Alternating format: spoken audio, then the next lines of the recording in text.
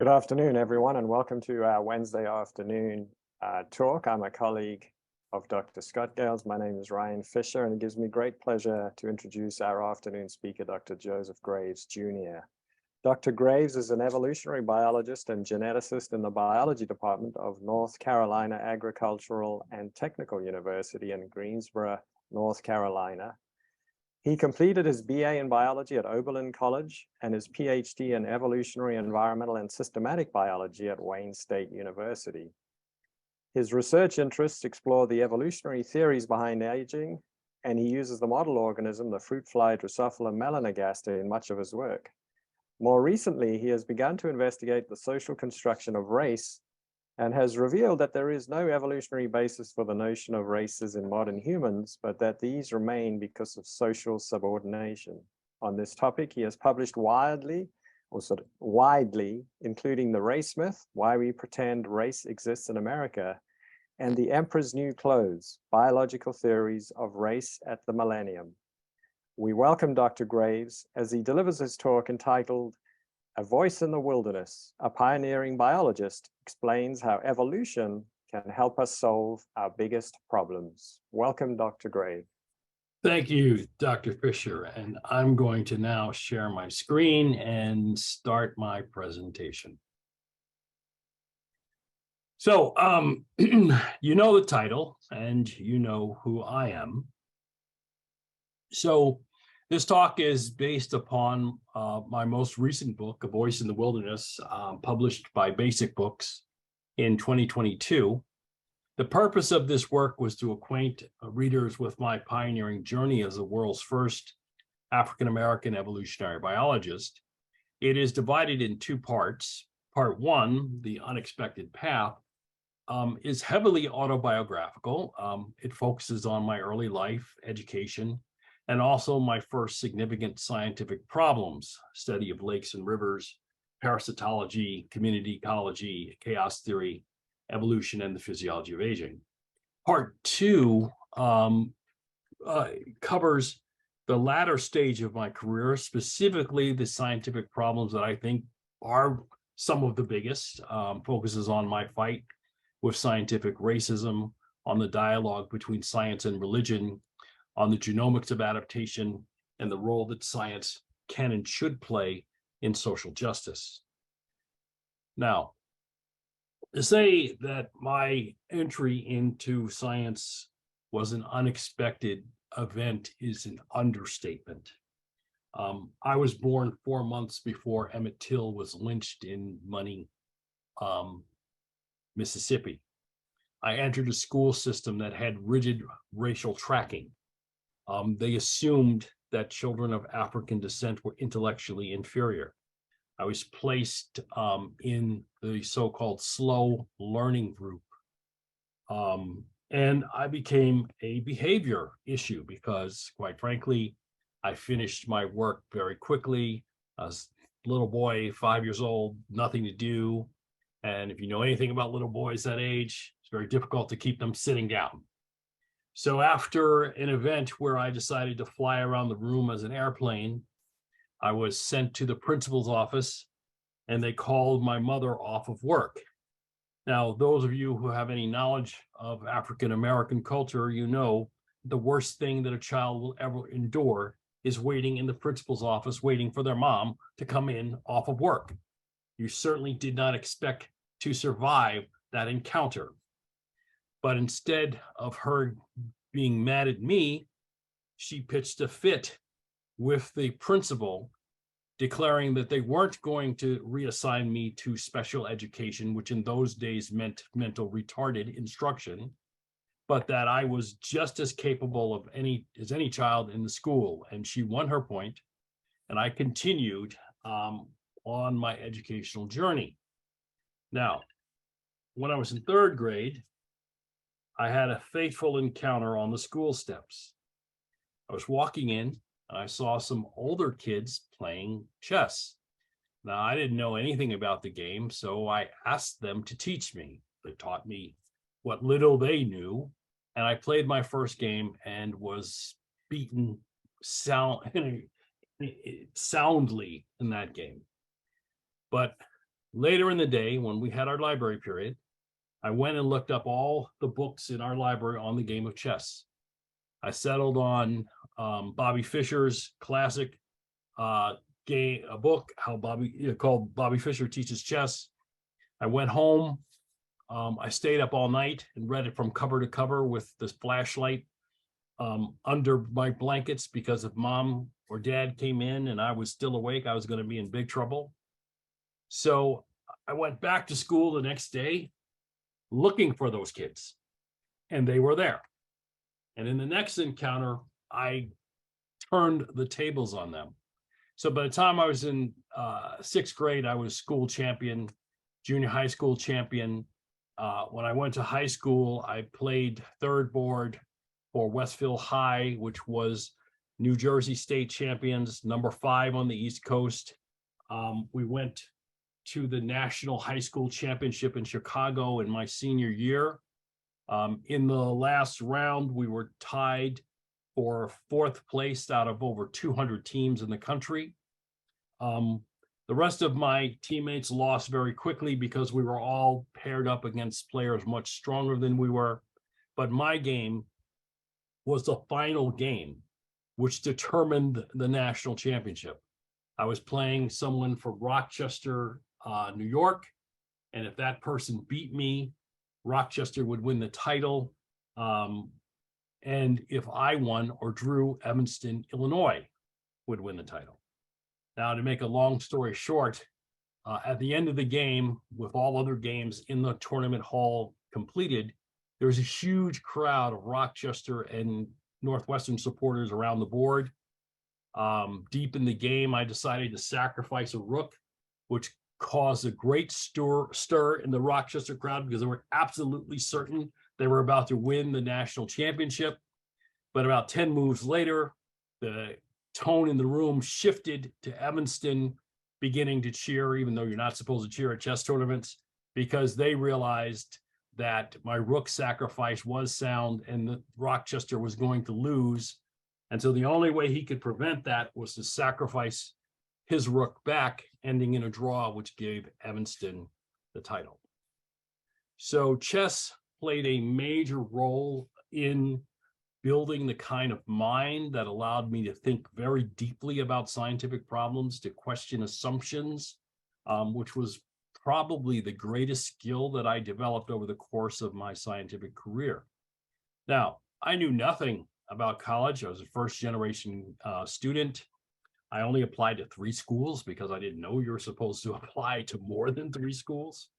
I was lucky to earn a scholarship to Oberlin College, which paid for my tuition. I had to take out student loans, and I had work study, because my folks couldn't have afforded to send me to college, which is not capable, given how little money my family made. Went to graduate school first at the University of Lowell, now known as UMass Lowell. And there I studied parasitism, particularly schistosomiasis in Africa.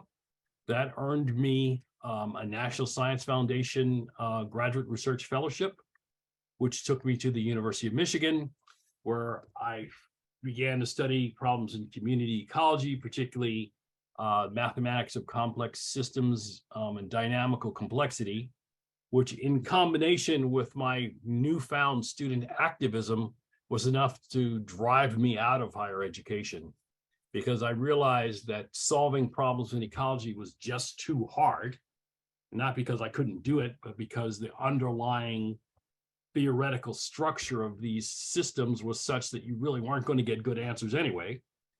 But the other thing is that I had become aware and attuned to the racial injustice that I was experiencing in higher education in a new way. A combination of those things led me into the wilderness. I was pretty much partially employed for 2 or 3 years. My wife and I were basically starving.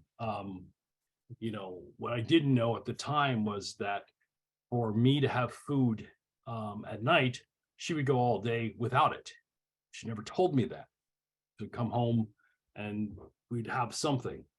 And it was those conditions that made me decide to go back to complete my PhD, because I thought that we can and should do better. So I went to Wayne State University, met with the graduate officer, Bill Moore. Moore directed me to Professor Leo Luckenbill based upon the skill set he saw on my CV. And that is where I got involved in probably one of the biggest scientific problems of the 20th century, certainly within evolutionary biology. And that was the question of the evolution of aging. Now, at that time, there was no clear consensus that aging was directed by genes or that it evolved. Theoretical work, beginning with people like Peter Medawar in the 1940s, suggested that it must.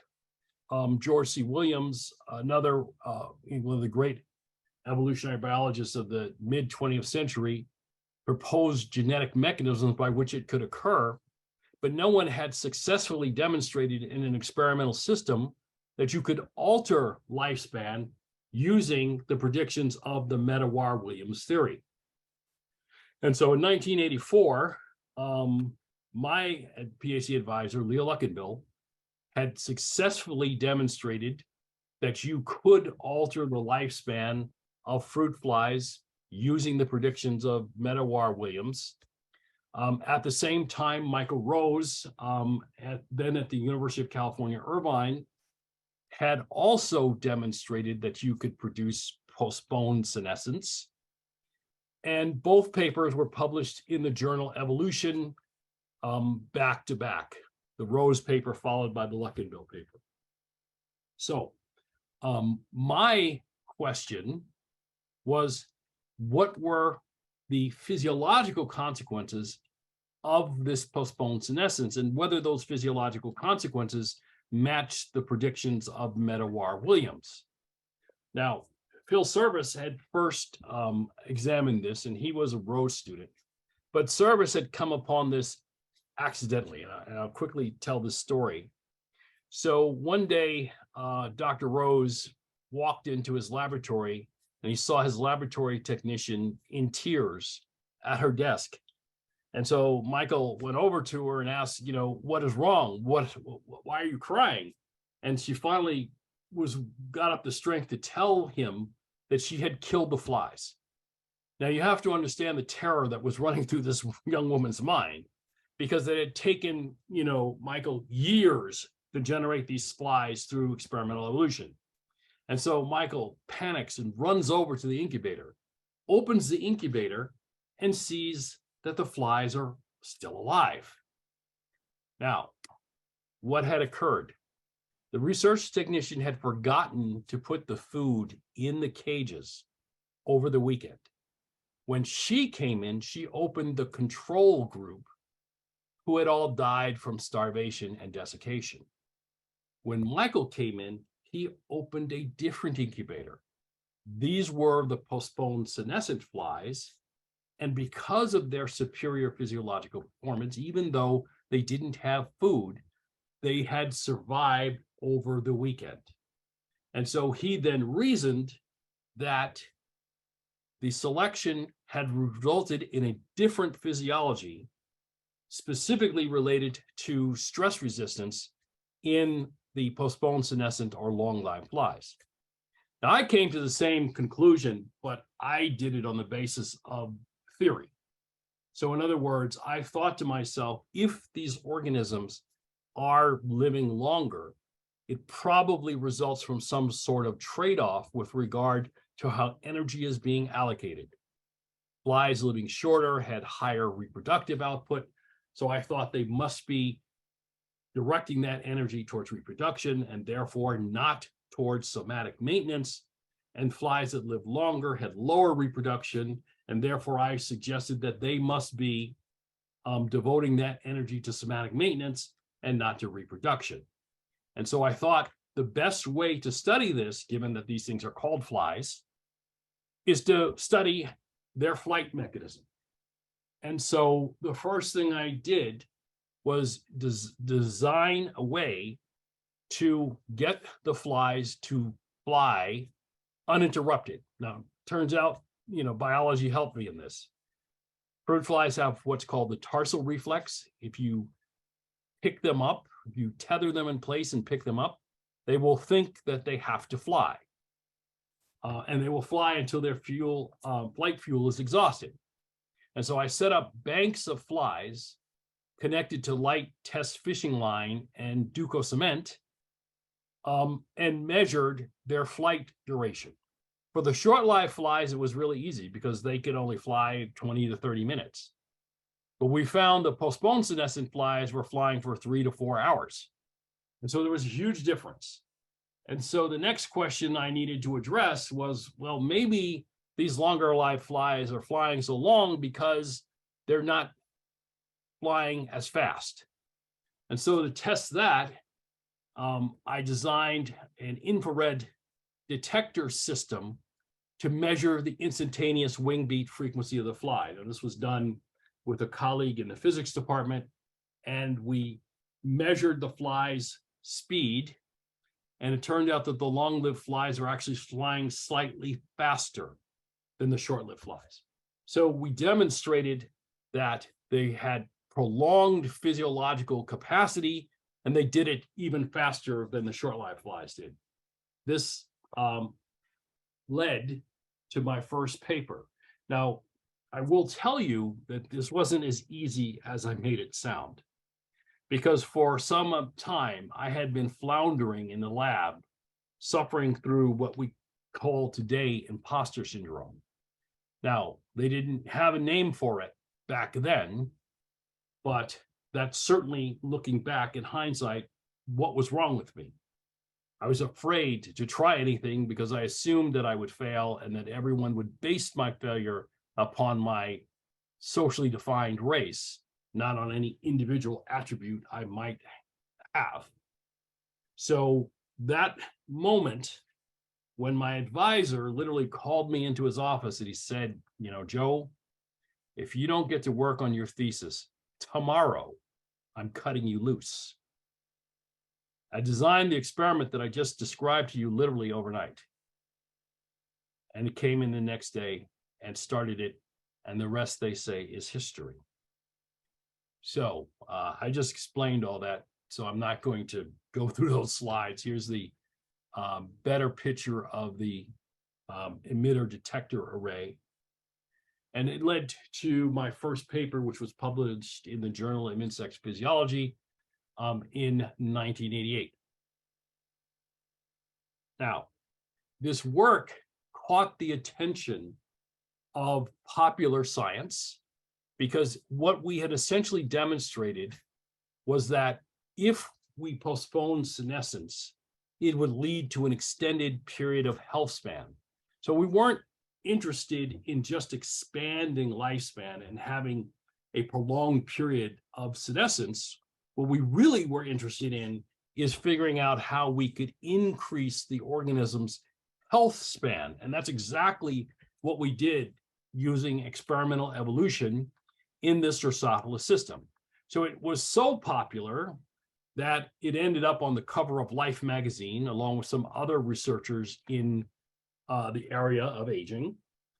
We were covered in popular science magazines such as Discover, and even made it onto a snippet of The Tonight Show when the host Jay Leno mentioned our research and said, "Did you hear about these scientists in Irvine who have figured out how to make fruit flies live longer?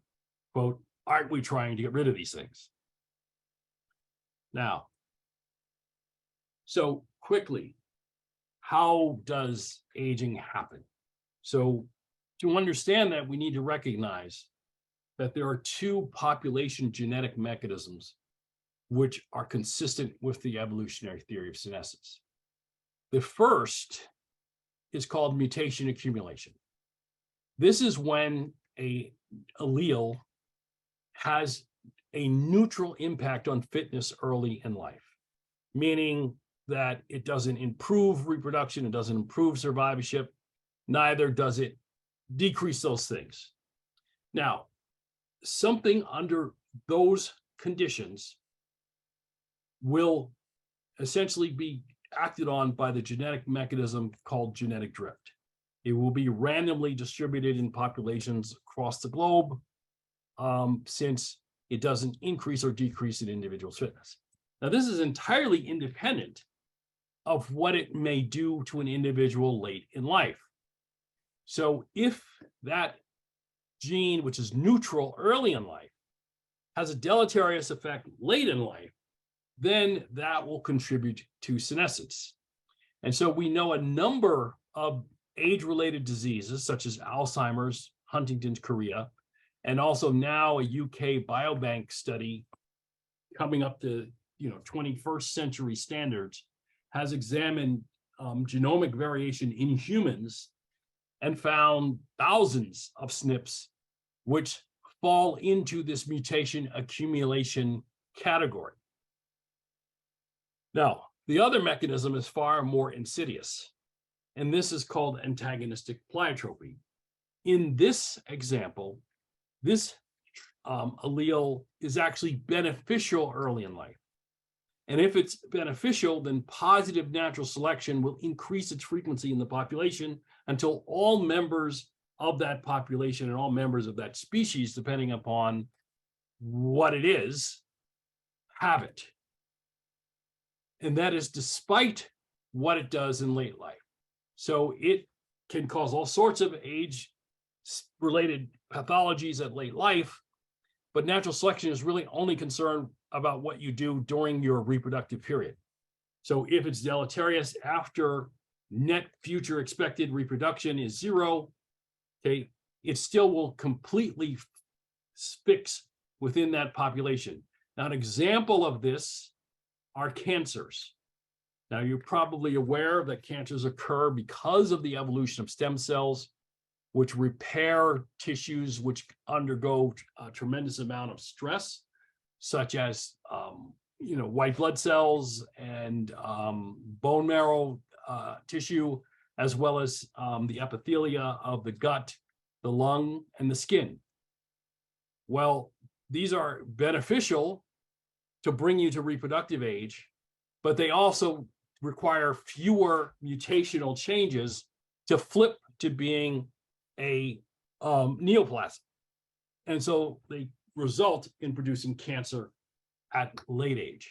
And hence, everyone in the world, all humans on this planet, are predisposed to cancer and would die of cancer if they lived long enough. Now, the reason why not everyone dies from cancer is the fact that we have many other things that kill us before we would be old enough to automatically die from cancer. Now, the work that I described before in the 80s, we didn't have the means to study the genomic foundations of aging. We did use the genetic tools that were available at the time, and we found that there were contributions from all over the chromosomes in Drosophila. But in the beginning of the 21st century, when we had next generation sequencing available to us, we were able to sequence the genomes of these flies and compare them based upon their life history profiles and show, sure enough, that the effects on this complex phenotype occur across the genome when we make these comparisons. Now, it turns out that we use extremely stringent criteria compared to what's used in medicine. So some of you will recognize these plots as Manhattan plots. Generally, when you're looking at populations whose conditions you can't control, you determine the significance value at 10 to the minus 8th, which in negative log p-value would be 8 on the scale. But in our case, we rigorously control the environmental conditions under which our flies live. So we use a much higher criterion. As you note, we used a negative log p-value of 150, not 8. And yet we still found highly significant signatures of selection across the entire Drosophila genome. Now, if we use the one that's typically used in these studies, we would have found even more contributions, which of course we think would have been false positives. So recently, I wrote a short piece for the blog Culture Rico, explaining how our early experiments teach us something about how we could possibly develop tools in the 21st century, particularly the new omics technologies have placed on the agenda serious interventions and possible treatments for various symptoms of aging. So the link to that is in the slide, or you can just simply, search for it on Google and find it. Now, as the introduction stated, also a great deal of my work has been directed towards systems of social injustice. So in Voice, I say there's a great danger to the future of our species if we allow systems of social injustice to govern the world. I've often been asked whether we should teach about this in biology classes. And my response is absolutely, we should be teaching about this in biology classes for two reasons. First, evolutionary biology has a deeply problematic history with regard to the support of things like racism, social Darwinism, and eugenics. And it does not do students good not to be made aware of this deeply problematic history. The second reason is that by examining the claims of these scientists and their ideas, we literally provide students with a gold mine of logical fallacies that can be utilized to teach them about how the enterprise of science actually works, and thus making them stronger science. And it's also a story that's full of drama, full of villains, and also the heroes of evolutionary science who have addressed the significance and meaning of human biological diversity. Now, I first was pulled into this question in 1994 with the publication of the book, The Bell Curve, Intelligence and Class Structure in American Life. Now, at the time, I was a Drosophila geneticist working on fruit fly experiments. I really didn't spend a whole lot of time on issues related to humans.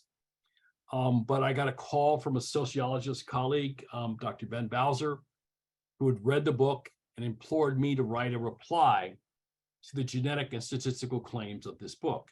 Now, at the beginning of this talk, I was introduced as the first African-American who had earned a PhD in evolutionary biology and evolutionary genetics.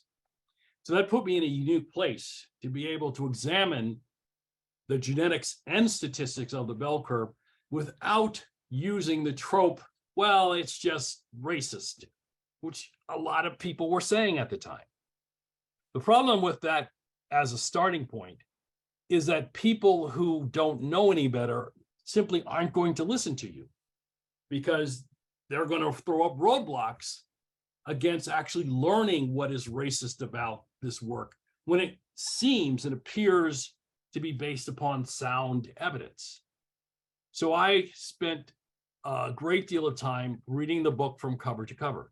I made no public statements about it until I had completed my analysis of the work.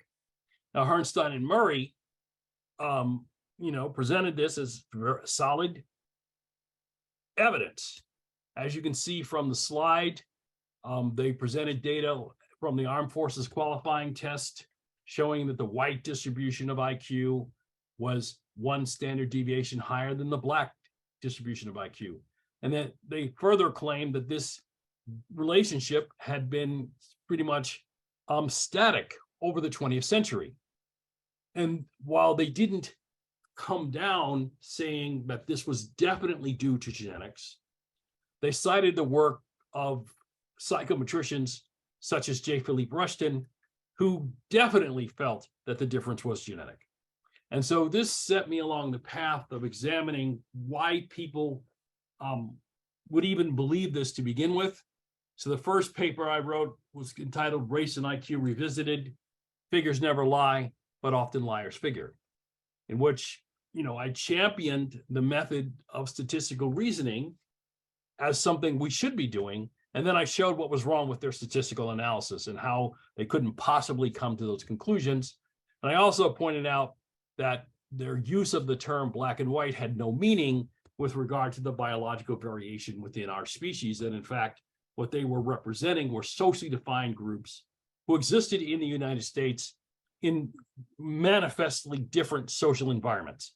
And that therefore you could make no claim about genetics from this data because the environments in which these two groups lived were never the same. So I then did make a number of public pronouncements against this book. It was covered by the Arizona Republic. This time I was a professor at Arizona State, and I, responded to claims made by these folks in Time, Newsweek, on national news such as Fox television. And that stimulated me to writing my first book on the subject, The Emperor's New Clothes, Biological Theories of Race at the Millennium. And this explained the history of racial thinking in the Western world, how people had come to believe these falsehoods, and why, we needed to undo them.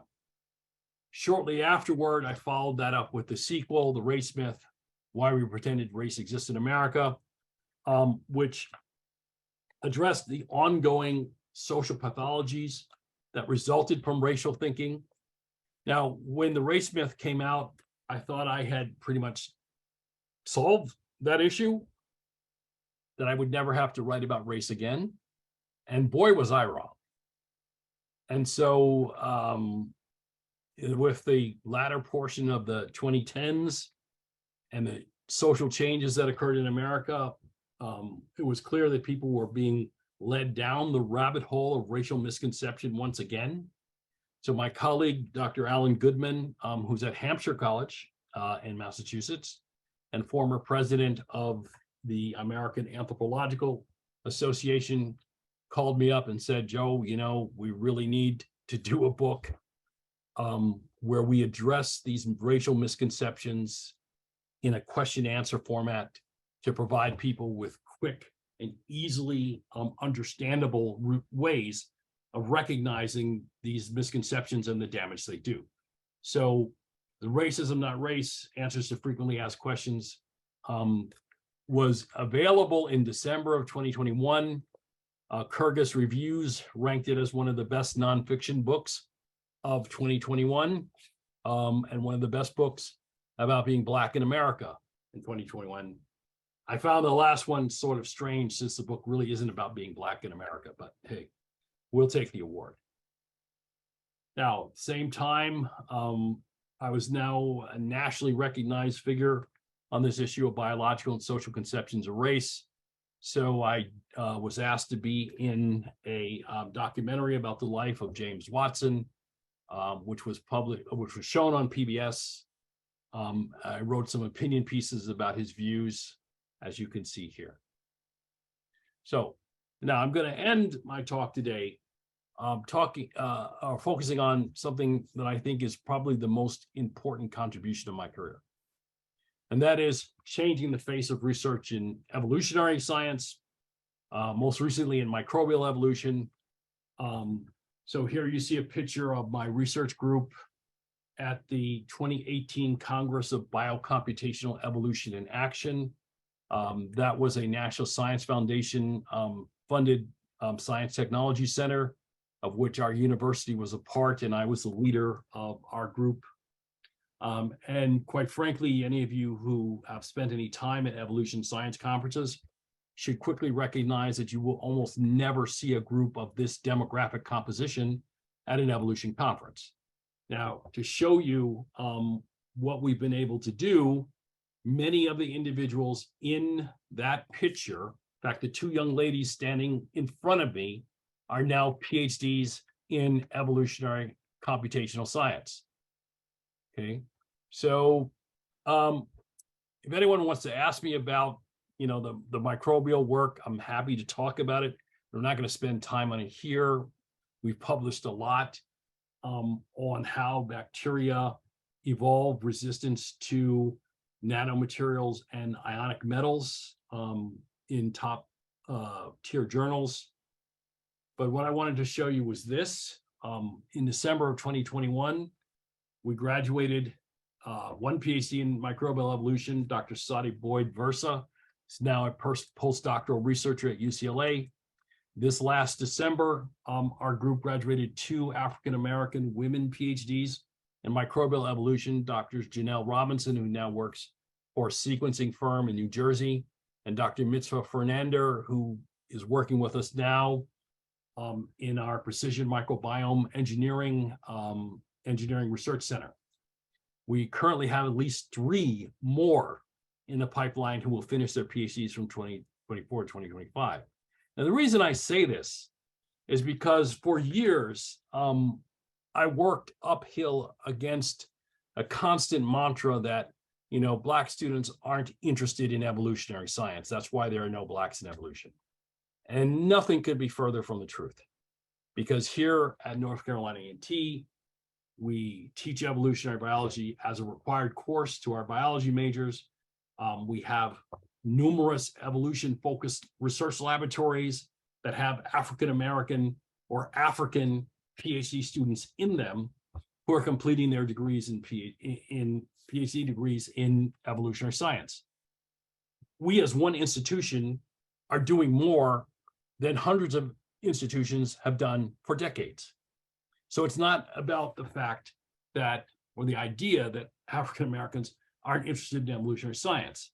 It's a question of how you teach that science and whether you have the cultural fluency to be able to present these ideas to students who start with a negative view of the science based upon that tragic history that I have explained earlier in my talk. Now, we're also engaged in teacher support initiatives. For those of you who are not in the Southeast, you may not be aware of the assault that has been going on against the public schools with regard to defunding them and making it difficult for teachers to teach science, period, let alone evolutionary science. So we are now part of the Amgen biotechnology experience. So we now are ABE North Carolina. This is a picture of our website. We are working with teachers from both the Durham and Guilford County school districts, doing professional development in cutting-edge biotechnology techniques that they can introduce into their curriculum. We, through Amgen, have all of the equipment, all the supplies needed, which they then go out and teach these lessons. We're just getting started, but we are on a path to become a major force in how biology is taught in Central North Carolina. So we also have landed the Precision Microbiome Engineering Premier NSF Gen 4 Engineering Research Center of Excellence. It is a partnership between Duke University, UNC Chapel Hill, North Carolina State, UNC Charlotte, and my institution, North Carolina A&T. So finally, I think the most important work that I have been doing lately is directly addressing ongoing racial misconceptions in medicine. Now, it might not surprise folks in this audience that medical practitioners are treating human biological variation using 19th century typological concepts. So for them, biological races are real. People who are members of the socially defined races of the United States, for them, for the most part, are thought to be legitimate biological entities.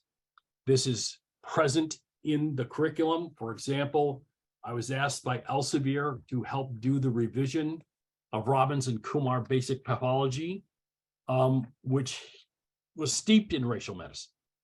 So now the new 11th edition has been improved. We weren't able to get it all because we argued with the other editors, but my colleague, Dr. Andrew Dayrup, who is one of the editors, and I have written and included for the first time in a major pathology textbook a section on health disparities that isn't typological. We have also worked in inclusive images, so showing diseases of the skin in more than one skin tone. You might again be surprised that medical texts have routinely shown skin diseases with only the complexion of Northern Europeans and not the rest of the world. So please take a look at the 11th edition, which we're really proud of. We've also published papers in major medical journals on this question. So in the New England Journal of Medicine, Ongoing Racial Misconceptions in Medical Education came out in 2022. Shortly after that, Myth of the Genetically Sick African for genealogy. And finally, probably the most significant of these papers was published in Academic Medicine. As a result of the publication of this paper, the American Academy of Pediatrics came out with a statement opposing racial medicine. Now, they didn't do that until we showed that their pediatrics textbook had all sorts of racial misconceptions throughout it.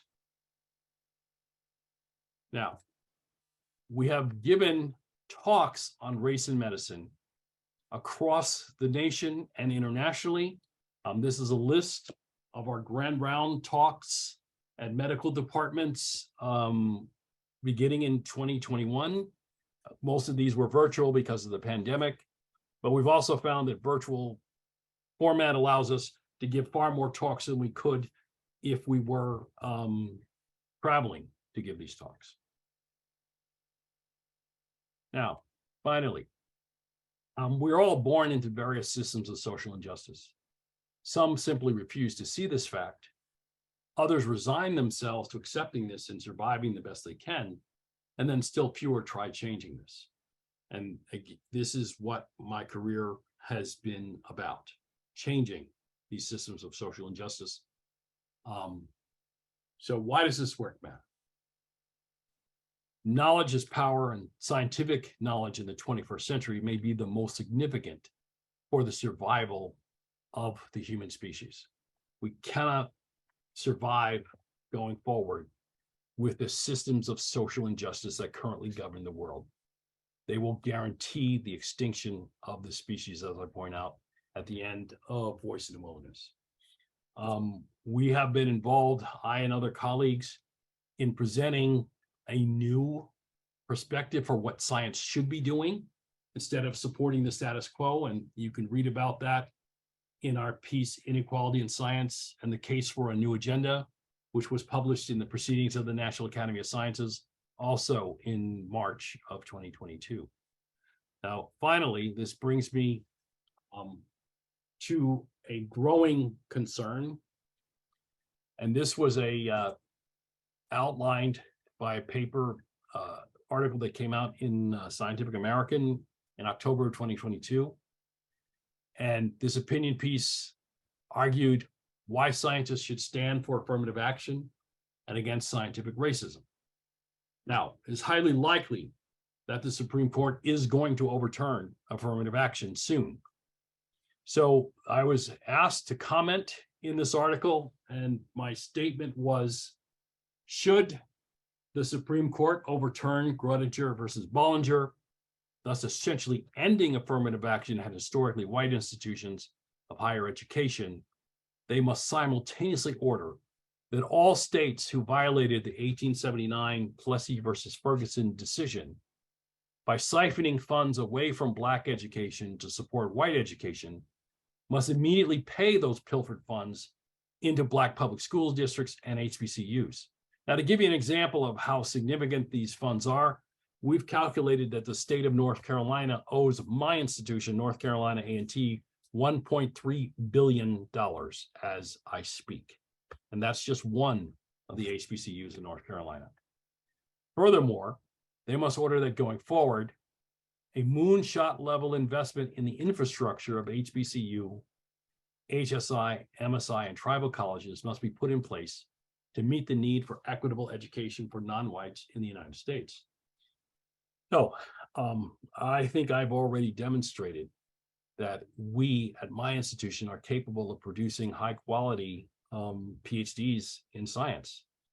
The only thing that's limiting us in doing so is the fact that we don't have the infrastructure of the other research institutions in our state. We at North Carolina A&T are on track to become the first Research One HBCU in America. It is my hope that if we can land that infrastructure, that we can redress many of these ongoing issues with regard to underrepresentation in science. So I'm going to end my comments there and open it up for question and answer.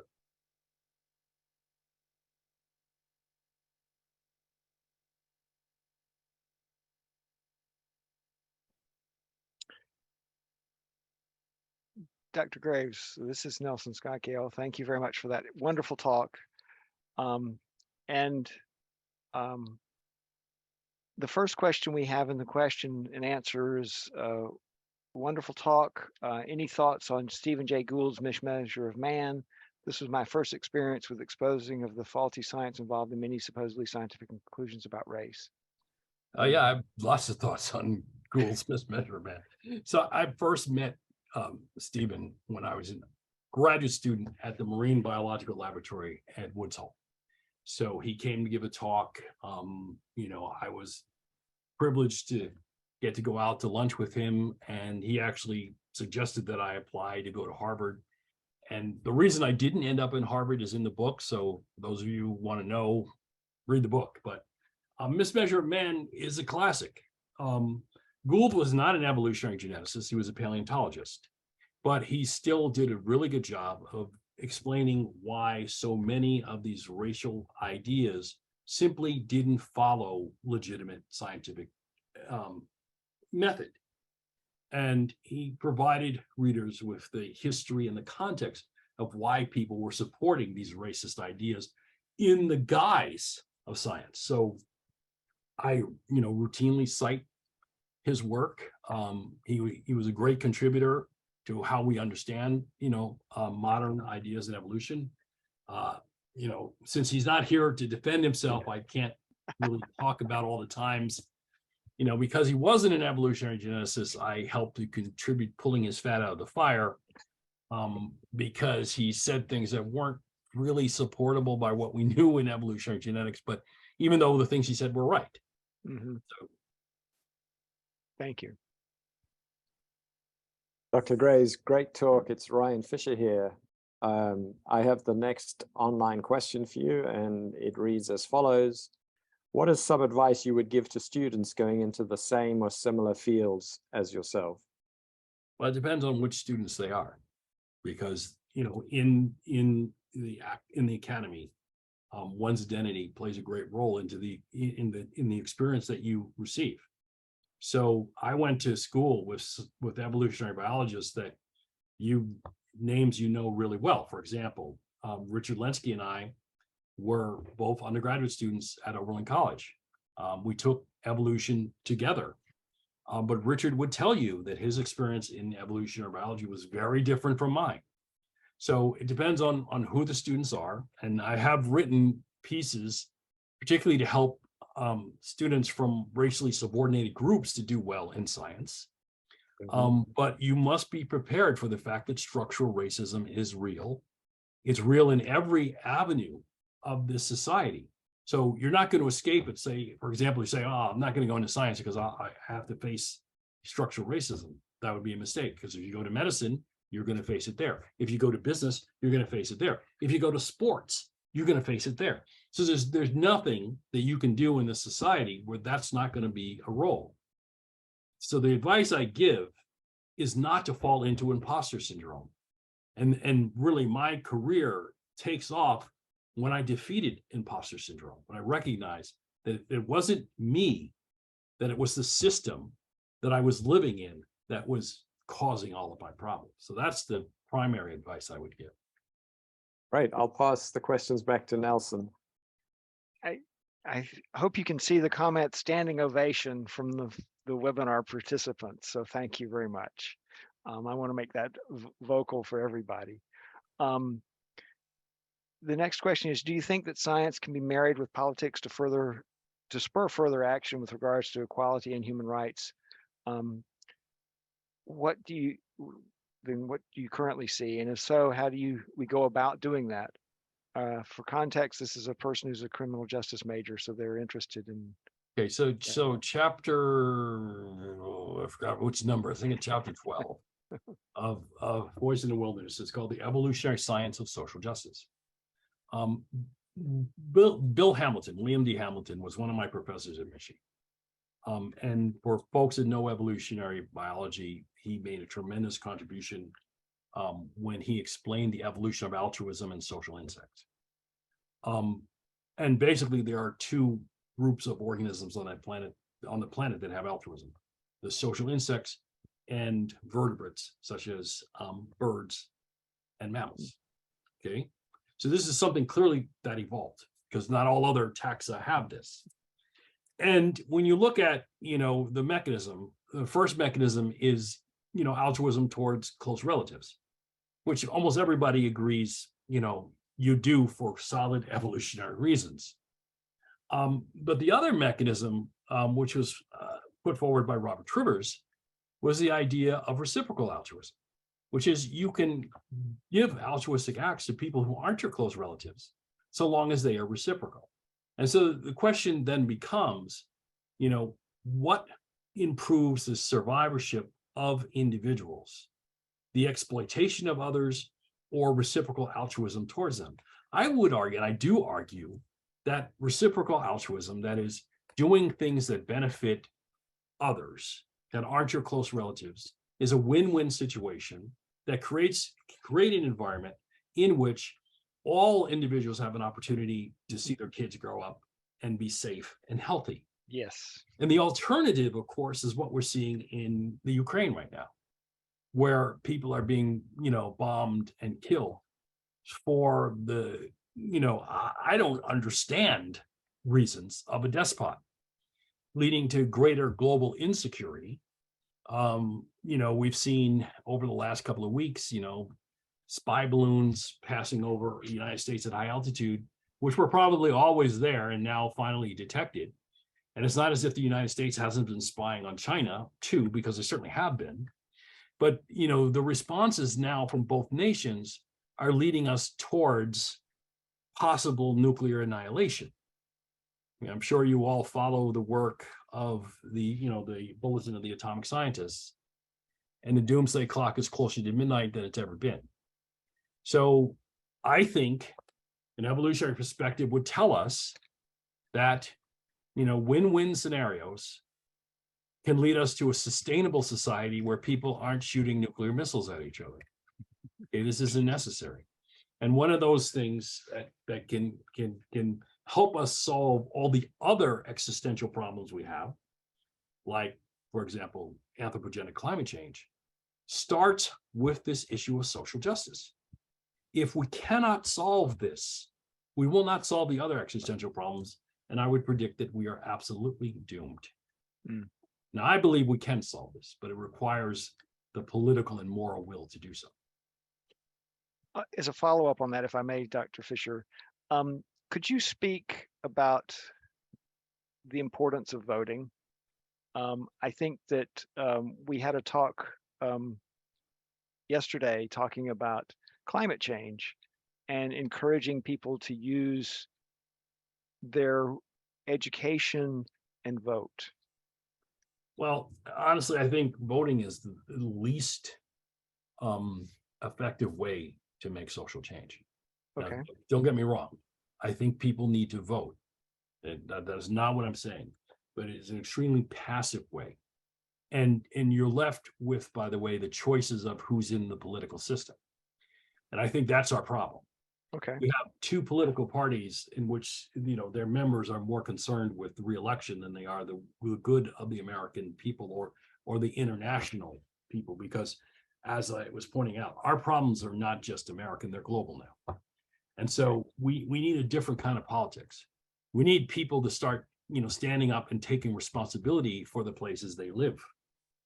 Okay? And from that grassroots movement, I believe that we need new political formations, because the ones that currently exist, I think, are incapable of leading us towards a sustainable future. So yes, we vote now, but we vote for issues and we vote for people who have some idea of what direction we should be going. But we should have no illusions that the current political system is capable of meeting the needs of the human species. I don't think it is. Dr. Graves, I have a broad question from one of our online guests, which I'll tie in perhaps the question from myself, given that we probably need to wind this down. So the question started here, Ryan.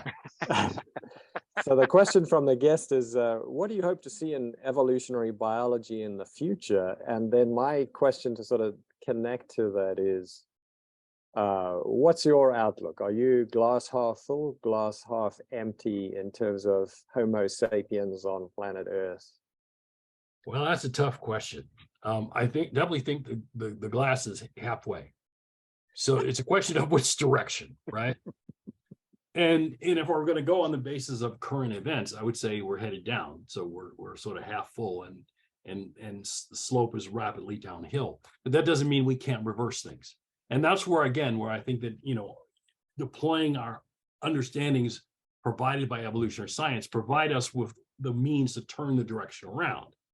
And that's in a number of areas. So, for example, my research group has been involved, over the last couple of years, looking at how bacteria evolve resistance to novel materials.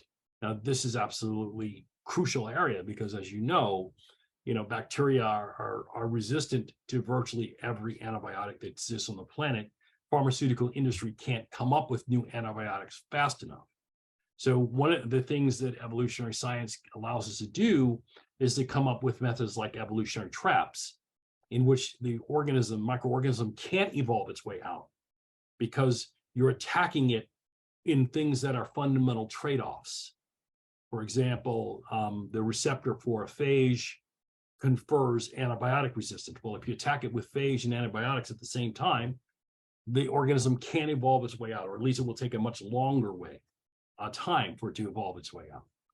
And so using these kinds of approaches, I think evolutionary science is going to help us solve a lot of these existential things. Certainly, again, going back to climate change, it is imperative that we get a handle on this because we already know that vectors of tropical diseases are moving into the temperate zones. So you didn't have to worry about Zika virus a few decades ago. Now you do. Well, that's a tropical virus, which is carried by a tropical insect. So I think we're now at, some people would say that tipping point. I think we're still at the tipping point where if we deploy our best science and we deploy it with moral and ethical fiber, I think we can survive. But if we don't do that, I would say the glass is nearly empty, not half empty. Dr. Graves, I wish we could go for another hour at least, but unfortunately we can't. So thank you very, very much. We really appreciate your talk and your willingness to speak today. I hope you guys invite me back sometime. Good deal.